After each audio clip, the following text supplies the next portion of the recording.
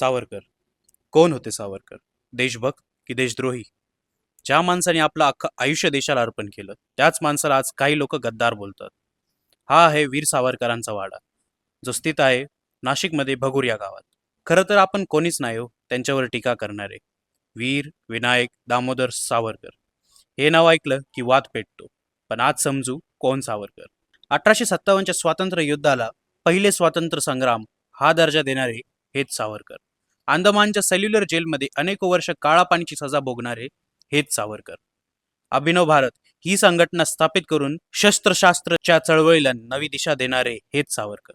हो, काही लोक म्हणतात की त्यांनी माफी पत्र लिहिले, पण ती माफी नव्हती, ती एक रणनीती होती. कारण बाहेर पडल्यावर त्यांनी हिंदू एकता, सामाजिक सुधारणा आणि पूर्ण स्वराज्यासाठी आपलं आयुष्य झोकलं.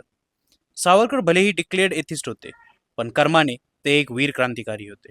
आपलं हे स्वातंत्र्य आपल्याला मोफत मिळालं नाही. ते कोणाचं बलिदान, कोणाचं आयुष्य आणि कोणाचं त्याग खाऊन आलंय. आणि त्या कोणापैकी एक नाव आहे वीर विनायक दामोदर सावरकर. तर ह्या स्वातंत्र्य दिनाला फक्त तिरंगा उभारू नका, त्यांच्यासाठी नतमस्तक व्हा ज्यांनी तो तिरंगा फडकावण्यासाठी रक्त दिलंय.